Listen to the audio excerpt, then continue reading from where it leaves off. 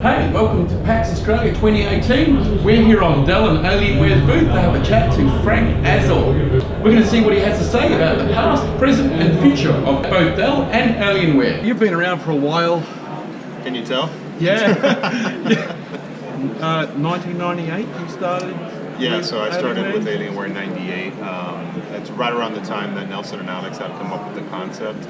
Before that, it was a company called Sakai of Miami that was just like a general PC company that was building computers for kind of anybody and everyone, including businesses and things. But they had been getting a lot of demand from friends and family asking them to build them a computer for gaming because there was, at the time, Quake and Doom 2 were kind of the big games, and multiplayer gaming over modems was really starting to get popular. It was hard back then to build a gaming computer. 2D video cards, 3D video cards, 16-bit sound cards, 32-bit sound cards, DOS, Windows. It was tough. So people were really struggling trying to get their games to run on their PCs, and Nelson and Alex saw the opportunity, and they came up with the name Alienware. They kind of redirected the entire strategy of the company, and they started going out and looking for some help, and I was introduced to them through a mutual friend. What were the biggest challenges you had in the earlier days? How much time do you have? I mean, first of all, I don't even know if I could rank them in terms of biggest challenges, but I'll tell you just some of the most amazing challenges that we ran into. Imagine 1998, which is kind of hard to remember, but the internet is in its infancy. Yep. And here you have a company that's nobody's ever heard of, that's based out of a city that doesn't exactly have the best reputation for, being a technology hub or anything by its nature. We were based out of Miami. And we're asking customers for $3,000, $4,000, $5,000 over a phone or over the internet, this weird thing called the internet. Yeah. And that was a pretty interesting dynamic. Banks would hold our money. They wouldn't release the funds to us, credit card companies, because they thought we were a fraud-based company or something because we're based out of Miami doing this weird stuff. Yeah. So those were some pretty interesting challenges. We were always fighting, trying to get the credit card funds released, or trying to get people started to pay with debit cards, and you could only charge like $300 a day or something. So for a $3,000 computer, we'd have to charge $300 a day for 10 days back to back. So that was fun. The other thing was getting parts. Mm-hmm. We were a tiny little company in this kind of emerging industry where graphics cards were kind of starting off, and it was really hard to find parts. We had no leverage in the industry. Nobody really knew who we were. So trying to get Intel processors, trying to get 3DFX graphics cards, that was a bit of a challenge as well. Also, just gaming in general. Nobody understood what we did. I remember they would tell us. It was a very niche market at that stage. People thought we were casino gambling companies. They're like, oh, you build slot machines? We're like, no, gaming, like computer gaming. Yeah. Huh? What is that? What is that? Yeah. I remember using the example. You ever play Solitaire in Windows? Oh, yeah. Okay, well, that's a computer game, and ours are much more advanced. That was how I'd have to introduce the company to people. Yeah. So you kind of come to a show like this now, when we travel around PAX, and it's like surreal how far the industry and how far we've come. Your first cases, the original Alienware cases, that big alien head with the eyes and the side, was that an outsourced product that you designed yourself, or did somebody say, hey, we've got this case that might fit your logo? How did that come about? No, it was completely designed, mostly by Nelson. We reached out. So what happened is we were being very successful integrating components and building these gaming machines, but we didn't really have any differentiation other than the service that we really provided around the knowledge we had around what components work well, the drivers, and getting everything configured and tuned correctly. But as things started to get a little bit simpler, as kind of DOS disappeared and Windows came on and we were being really successful, a lot of competition took notice and started kind of doing the same thing we were doing. And I remember opening up Maximum PC Magazine and counting about 13 different companies or so that were all building gaming systems. Mm-hmm. And our business was still thriving, but Nelson, Alex, and I met, and we really realized that if we were going to sustain the business and continue to prosper, we were going to have to start building our own products. And that's where Nelson started looking for, and he'd always been an artist, always an incredible visionary. He was our CEO for the majority of our private lifespan. He started looking for a company that had kind of similar like-mindedness to us to help us do the industrial design of this product. We did advertising and we did all our own 2D graphics, but we never designed anything in 3D. So he came across Astro Studios, which eventually led to Astro Gaming and everything, and they eventually designed an Xbox. But he came across Astro Studios, reached out, we set up a meeting with them, and they were really eager to do this project as well. And a lot of it was them translating Nelson's vision, but they helped kind of take Nelson's ideas for where he wanted to take the look and feel of Alienware in its first self-designed product and translated that into 3D and the industrial design elements that are still carried through in our products even today. Now, being a hardcore enthusiast like myself, I've built many PCs over the years and had to transfer them all the way out to Dallas to play console. So I really do understand how difficult it is to move a high-end gaming PC. How did you guys get over that hurdle of transporting PCs across the country without them being completely destroyed when they got to the other side? It was not easy. I'll tell you a funny story. We used to ship our desktops double packed. So they'd come from Asia, the raw chassis, right, with nothing in it, in styrofoam and then wrapped in cardboard, right? And they were huge, these desktop chassis. And then we would put that, after we assembled everything and built it, into a 24 by 24 by 24 inch box. Right. Which is a pretty big box, if you can imagine definitely. that, right? But was it 24 by 24? 48. No, I think it was like 24 cubed. And it was a huge, heavy box. But the doorway to Alienware was only like 28 inches wide. Right. So after we built the box and everything, like we'd have to push the box outside. We didn't have a warehouse door or anything in our first office. And my hands would get all cut up and stuff because we had these bars on the door because security reasons. And it was literally blood, sweat, and almost tears when we were pushing these machines out of the building. But yeah, we did struggle a little bit with that. We got, over time we became much more sophisticated in our packaging and everything, and actually the carriers like UPS and FedEx would start helping us in designing and developing our packaging materials and things. And then fortunately when we were acquired by Dell, forget it. At that point you're dealing with incredibly sophisticated packaging engineers and a supply chain that's just the best in the world. So the flow of parts in and out and things, they just magically all got resolved and we didn't have to worry about that anymore. I know when we posted some news recently about you on HardOCP, we had a few people come out and say, oh yeah, my first Alienware PC, I was really excited to get it, but it was DOA, and it's most likely because of the whole shipping issue. You get video cards coming out, there's slots and all that kind of stuff.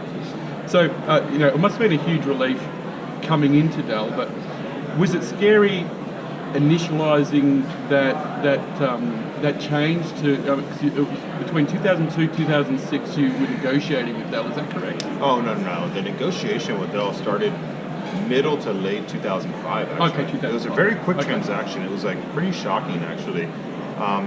And I think within maybe 6 to 9 months or so from the kind of initial idea of us coming together, we were closed. The transaction was closed and everything was in place. Was it scary? No, it was terrifying. Absolutely terrifying.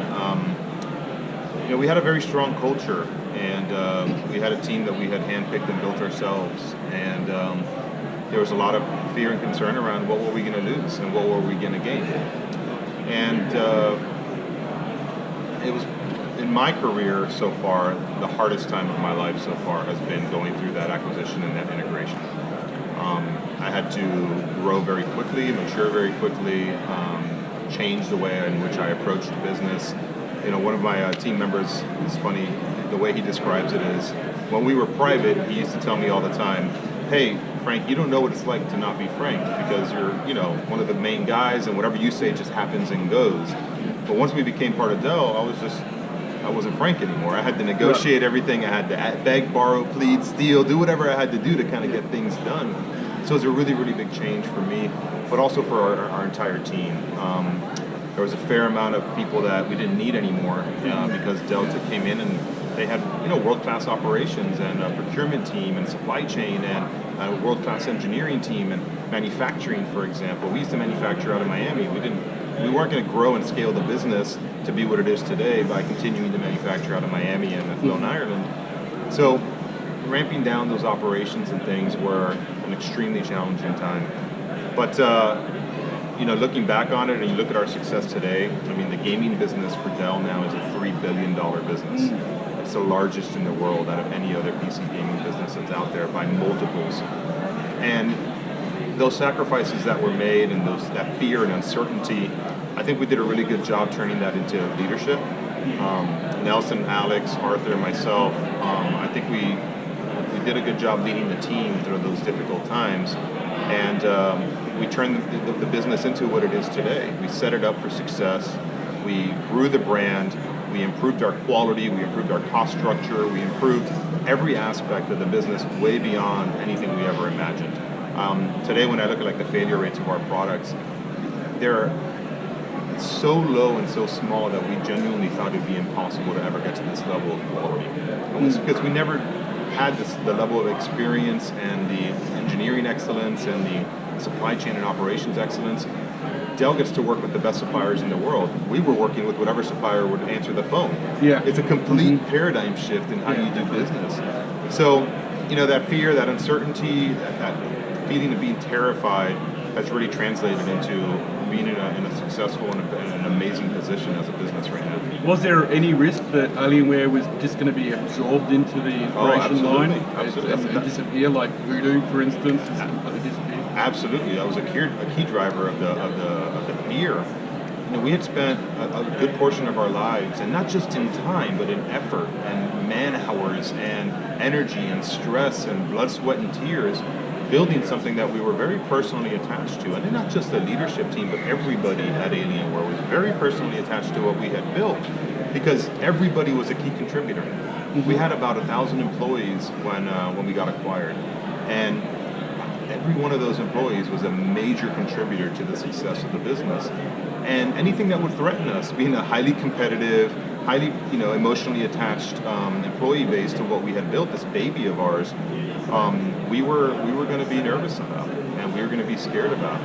So, yeah, it was an interesting time, but like I said, the results are unquestionable. And you look at the success of the business now, and it was clearly all well worth it. So, how much crossover is there within Dell now between the Inspiration Gaming, Alienware? I mean, as far as design elements, I know they look different on the outside. Obviously you're going to take this bright red laptop into a boardroom. You're going to stand out. Or you can take almost an identical spec laptop from the same company that is a sleeper. Is the best way to probably describe the Inspiration series. Is there similar design elements between the technology of the laptops, the generations? Are you basically just putting them in different chassis? How would you describe the difference?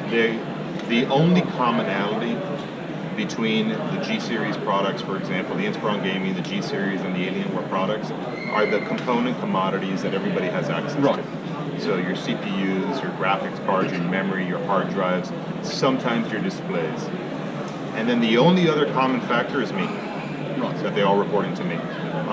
Every other component of them, the things that we actually make ourselves, the motherboard, the chassis, the firmware, the BIOS, the integration aspects of everything are all completely unique and different per platform.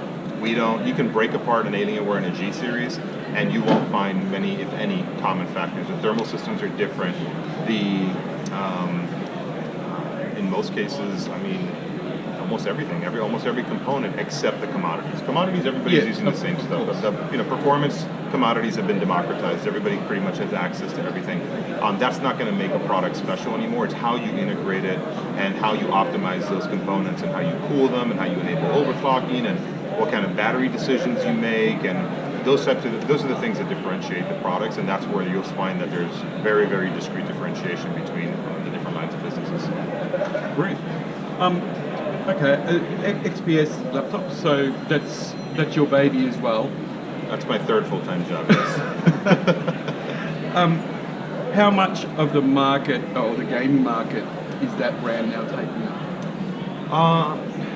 I don't know. We don't look at XPS as a gaming product line necessarily for us, but it does contribute to part of our gaming business. The way we measure our gaming business is anything that has a high-performance discrete graphics card in it, typically like GTX grade or AMD R9 grade.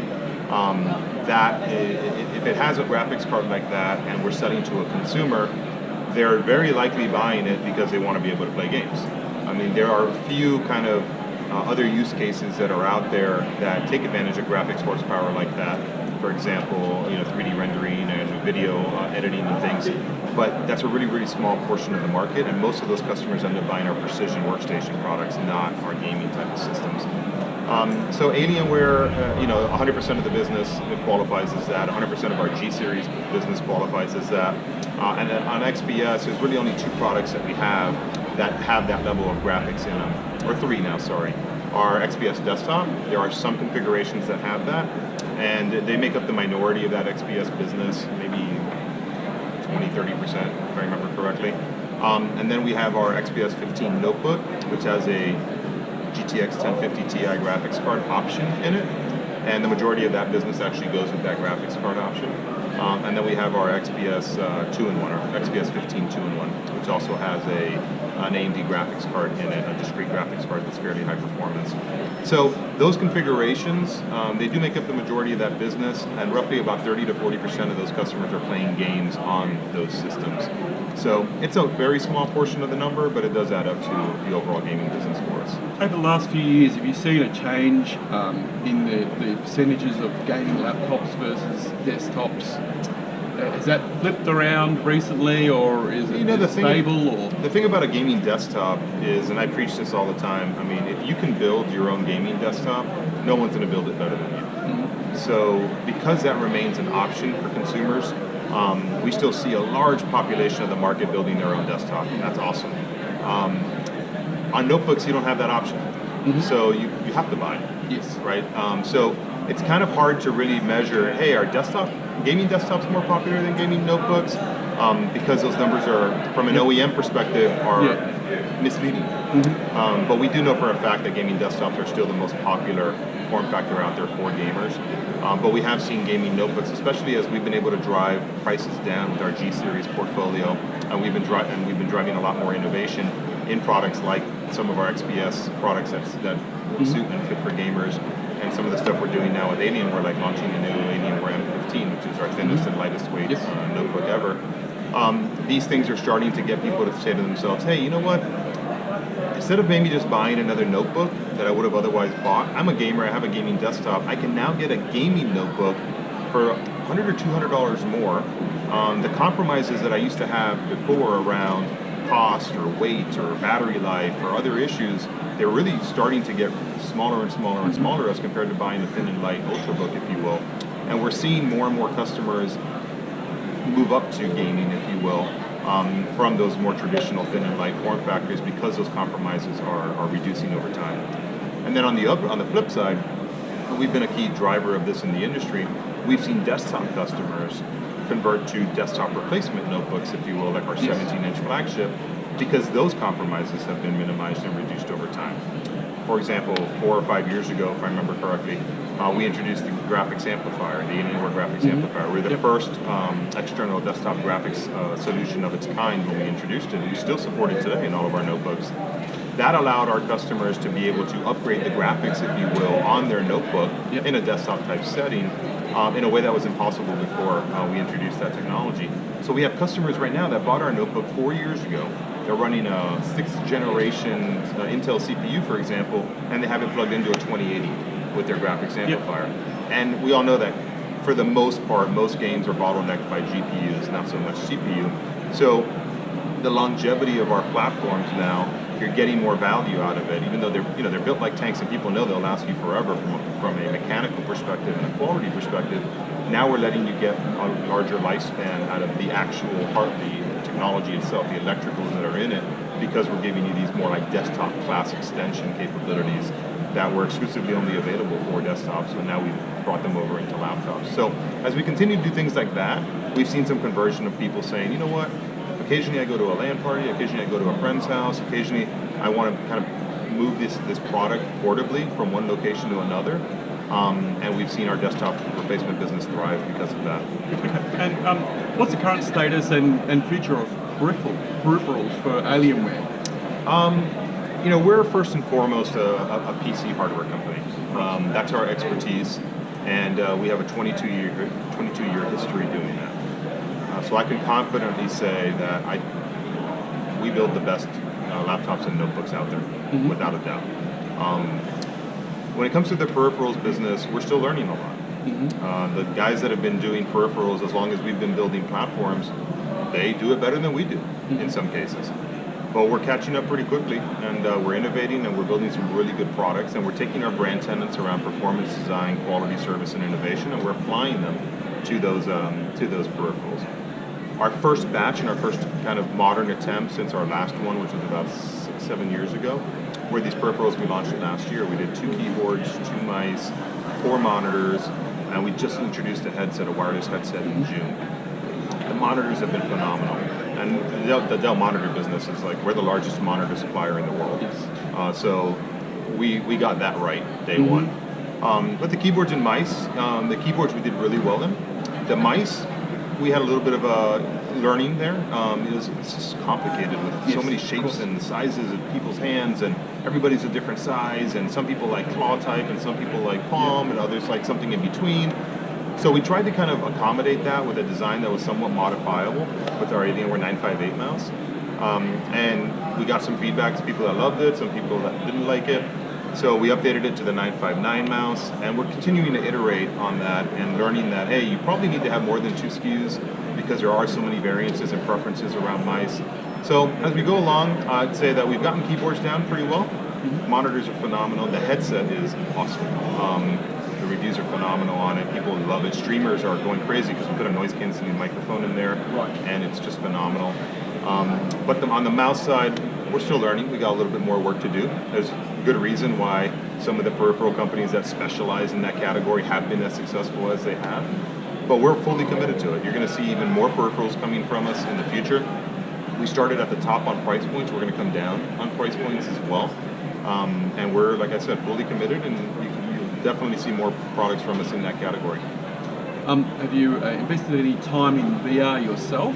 And, of course. And what's your opinion on where it is and where it's going, and how is it connected to Alienware and the future of Alienware? So, big advocate for VR. I've spent far too much time in it than I want to admit. Look, I look at VR as where the gaming PC was 20 years ago.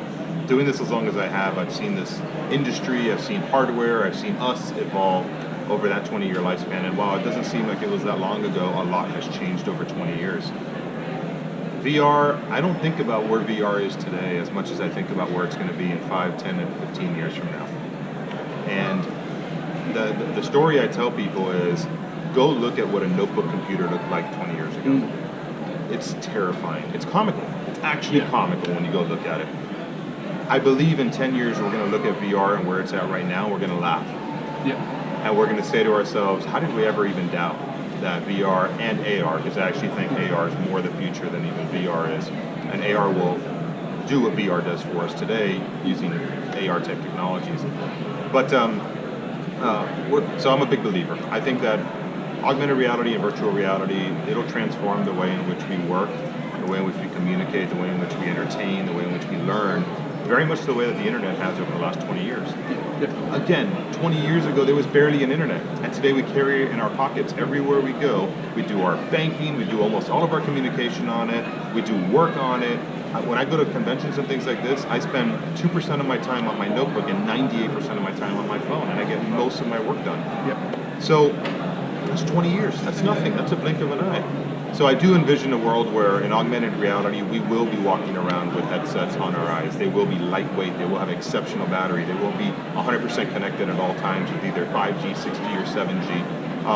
The world will become completely digitized in a way that we've never even seen before. There won't be digital signage on LCD screens. Every surface will be a digital sign through our augmented reality headsets. I think the way in which we communicate today, which is kind of a little bit of a passive form, will just be through the internet and with other people, will just be fully integrated into our lives, where I can be talking to you right now and there could be a whole social media feed going on over here, or my family can actually be, I can be watching them through a camera that's in my house, for example, on that wall over there. And it's kind of scary and it's complicated and there's a lot, even more information coming at us at once than it is today, and that's, you know, a little bit scary. But I do absolutely envision all of those use cases emerging and becoming a part of our lives as much as smartphones have become a part of our lives. Okay. And what's Alienware doing with VR at the moment? Are you doing anything in particular, any branding stuff, or are you working with any partners with VR? Or? Doing a ton of work. The first thing we did when VR kind of emerged on the scene about 3 years ago or so ago was we partnered with Oculus at the time on reducing the cost of our desktops so that more and more people can get into VR without having to break the bank. And we made an investment in actually sacrificing some of our price points to be able to go off and do that. And that's kind of where everything really started. Since then, what we've done is primarily made sure that our products are being tested, validated, and engineered to work simply with HTC and with Oculus so that when customers purchase it, it's a great experience. It's a turnkey experience. It's an experience that if they do run into any issues, they can call our tech support line and they will be properly supported. It won't be a finger-pointing exercise of call Oculus or call HTC. We fully support it. The next thing we've done is we offer HTC's products through our own website. And while that may not seem like a big deal, oh, okay, you just offer the SKUs, it actually is a really big deal because the majority of our customers purchase using tools like leasing or financing, for example. And instead of them now having to make the upfront purchase for a headset, which could be a $700, $800 investment, they can wrap that up into a financing plan or a leasing plan from us, which makes the affordability significantly higher and much more accessible. So that's made a big change in putting more VR in the hands of people. The other thing we've done is on the commercial side of our business, our VR efforts aren't just on my consumer gaming side, but also on our commercial side. So we offer VR headsets to our commercial customers. We qualify and certify all of the VR headsets with our precision workstations, because what good is it to have an install base of a bunch of people with VR headsets that can play VR if there aren't content creators creating VR? Mm-hmm. And the last thing we want to do is have content creators struggling with IT issues and feeling intimidated to start moving their content or creating content around VR. So we're looking at it on both ends of the spectrum, the content creation side with our precision business, and then the playback side with our gaming business and our XPS business.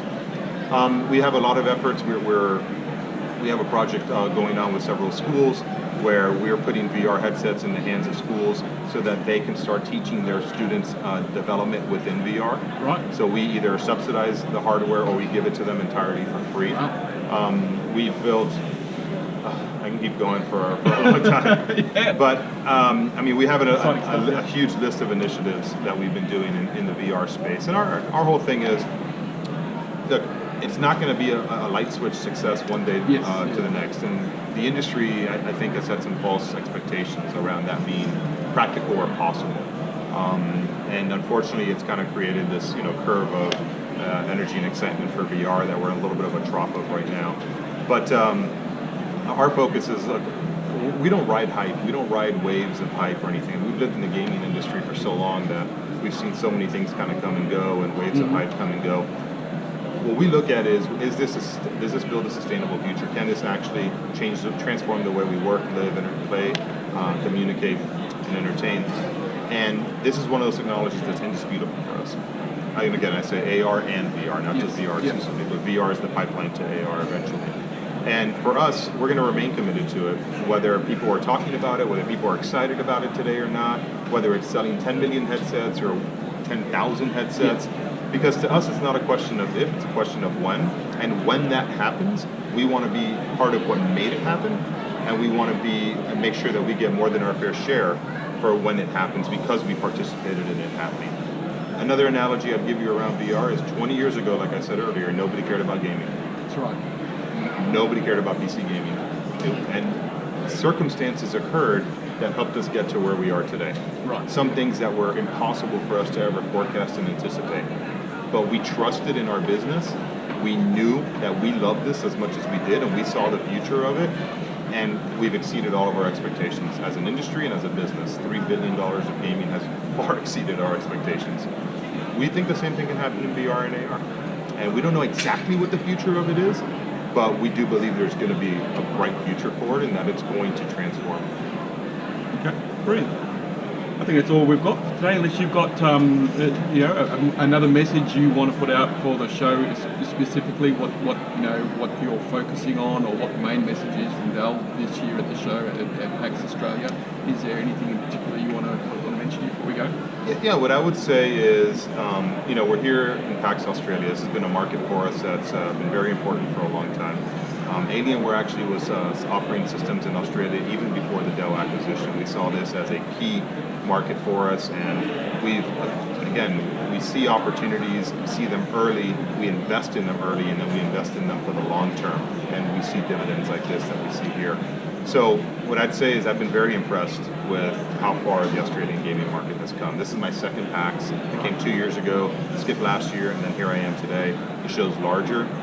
The fans are more passionate than they've ever been. I see at least 3 times as much cosplay going around that I did 2 years ago. The excitement's there, the energy's there. I'm seeing families come. I'm seeing just all the elements that have driven the success of gaming in all the other markets that we participate in, whether it be North America, whether it be Europe, or in China, where we have over 130 stores today. Those elements are all happening here. It's all here. It's all happening here. And it's really exciting to see. Yeah. Especially when you were right 12, 13 years ago that this is going to happen. Right, yeah. And it's surreal to see it happen. So I think it's a renaissance period for the Australian gamer. They can't be ignored anymore. No. The companies on the show floor, almost everybody's here represented. Mm-hmm. Yeah. That wasn't the case a few years ago. So really happy to see this happen. We're committed to the market. This is our 6th PAX that we participate in Australia, and we plan to be here for the foreseeable future, helping participate in what we've helped create, and also continuing to drive the next level of the gaming market in Australia. Well, again, Frank, thank you very much for your time. Really great talking to you. Yeah, thank you. Good hearing your insights on some of the VR stuff and that as well. Great. And we hope to see you again next year at PAX. Hopefully. Great. Thank you.